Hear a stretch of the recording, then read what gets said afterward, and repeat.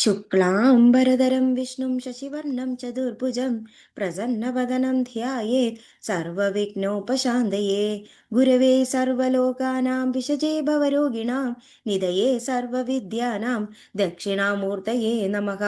जन्माद्यस्य यदोऽन्वयातितरतश्चार्तेष्वभिघ्नस्वराट् तेने ब्रह्महृदाय आदिकवये मुह्यन्ति यत्सूरयः। तेजो वारिमृदां यथा विनिमयो यत्र त्रिसर्गो मृषा दाम्ना स्वेन सदा निरस्तकुहकं सत्यं परं धीमहि। धर्मप्रोञ्चितकैतवोऽत्र परमो निर्मत्सराणां सदां वेद्यं वास्तवमत्र वस्तु शिवदं तावत्रयोन्मूलनम्। श्रीमद्भागवते महामुनिकृते किं वा परैरीश्वरः सद्यो हृद्यवरुध्यतेऽत्र कृतिभिः शुश्रूषभिस्तक्षणात् निगमकल्पतरोर्गलितं फलं शुकमुखादमृतद्रवसंयुतं पिबत भागवतं रसमालयं मुहुरगो रसिका भुवि भावुकाः। नारायणं नमस्कृत्य नरं चैव नरोत्तमं देवीं सरस्वतीं व्यासं ततो जयमुदीरयेत्। यं प्रव्रजन्तमनुपेतमपेतकृत्यं द्वैपायनो विरककादर आजुहाव पुत्रेदि तन्मयतयोतरवोऽभिनेदु तं सर्वभूतहृदयं मुनिमानतोऽस्मि। यस्वानुभावमखिलश्रुतिसारमेघम् अध्यात्मकत्तमततिदीर्षदां तमोदं संसारिणां करुणयाः पुराणगुह्यं तं व्याससूनुमुपयामि गुरुमुनीनां। मूगं करोति वाजालं पङ्गुं लङ्घयति गिरिं यत्कृपातमकं वन्दे परमानन्दमाधवं।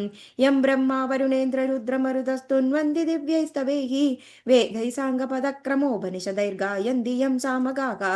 ध्यानावस्थितगद्गदेन मनसा पश्यन्ति यं योगिनो यस्यान्तं न विदुःसुर असुरगणा देवाय तस्मै नमः। कोमलं कूजयन् वेणुं श्यामलोऽयं कुमारकः वेदवेद्यं परं ब्रह्म भासदां पुरतो मम। भूतैर्महद्भिर्य इमा पुरो विभुर्निर्माय शेदे यदमूषु पूरुषः भुङ्क्ते गुणान् षोडश षोडशात्मकः सोऽलङ्कृशिष्ट भगवान् भजांसि मे। सच्चिदानन्दरूपाय विश्वोत्पत्त्यादिहेवदे तापत्रय विनाशाय श्रीकृष्णाय वयं नुमः। अद द्वाविंशतितमोऽध्यायः।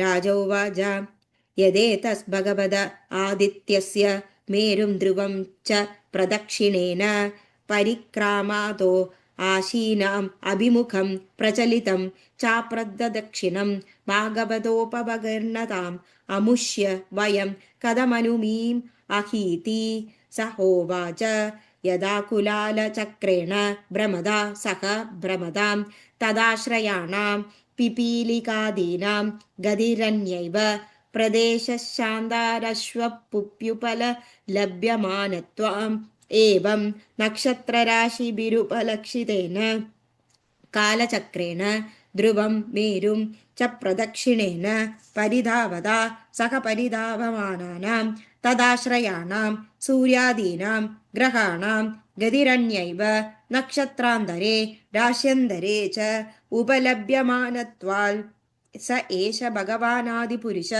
एव साक्षान्नारायणो लोकानां स्वस्थय आत्मानं त्रयीमयं कर्म विशुद्धिनिमित्तं कविभिरपि च वेदेन विजिज्ञास्यमानो द्वादशदा विभज्य षट्सु वसन्तादिषु ऋतुषु यदोपजोषं ऋतुगुणान् विदधाति तमेतदिह पुरुषास्त्रया विद्यया वर्णाश्रम आचारानुपदा उच्चावचैः कर्मभिरात्मना तैरोग्यविधानैश्च श्रद्धया यजन्तो अञ्जसा श्रेयः समधिगच्छन्ति अध स एष आत्मा लोकानां द्यावपृथिवोरन्तरेण नभोवलयस्य कालचक्रगतो द्वादश मासान् भुङ्क्ते राशिसंज्ञानं संवित्सर अवयवान्मास पक्षद्वयं दिवा नक्तं चेदि सपादर्शद्वयमुपशिदन्ति यावता षट्मशञ्जं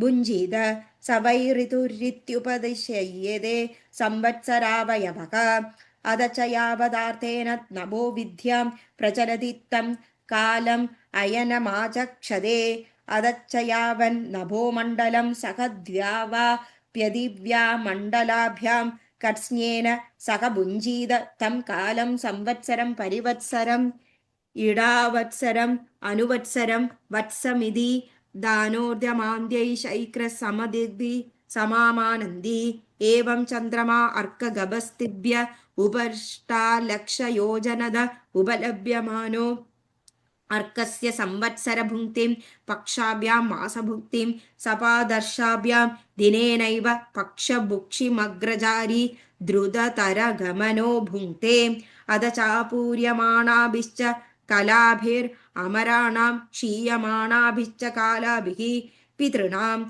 आहारात्राणि पूर्वपक्षापरपक्षाभ्यां विदन्वानः सर्वजीवनिवः प्राणो जीवश्चैकमेकं नक्षत्रं त्रिंशदा मुहूर्तैर्भुङ्क्ते य एष षोडशकलः पुरुषो भगवान्नामो मया अनमयो अमृतमयो देवपितृमनुष्यभूतपशुपक्षी सरीसृपविदूरां प्राणाप्यायनशीलत्वात् सर्वमय इति वर्णयन्ति तत उपरिष्टात् 3,00,000 नक्षत्राणि मेरुं दक्षिणेनैव कालायन ईश्वरयोजितानि सहाभिजिताष्टाविंशतिः तद उपरिष्टादुशना 2,00,000 उपलभ्यते पुरद पश्चात् सहैव वार्कस्य शैल्यमान्द्यसमया भिर्गदिभिरर्कवचरति लोकानां नित्यदानुकूल एव प्रायेण वर्षयांश्चारेणानु मीयते स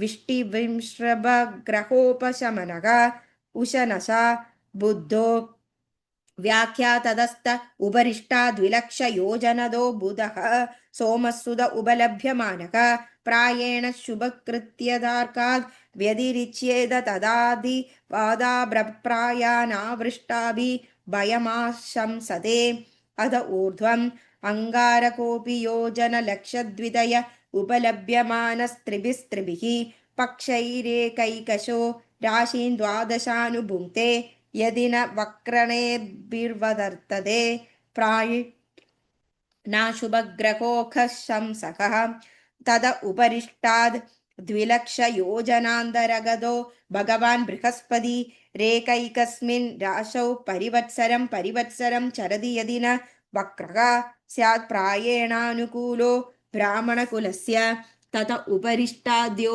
जनलक्षद्वयात् प्रदीयमान शनैश्चर एकैकस्मिन् राशौ 30 मासान् विलम्बनान सर्वानेवानुपेर्येति तावद्धिरनुवत्सरैः प्रायेण हि सर्वेषामशान्तिकरः तद उत्सरस्माद् ऋषय 11,00,000 उपलभ्यन्ते य एव लोकानां शमनुभावयन्तो भगवतो विष्णोर्यत् परमं पदं प्रदक्षिणं प्रक्रमन्ति इति श्रीमद्भागवते महापुराणे पारमहंस्यां संहितायां 5th स्कन्धे ज्योतिश्चक्रवर्णने 22तमोऽध्यायः। Thank you.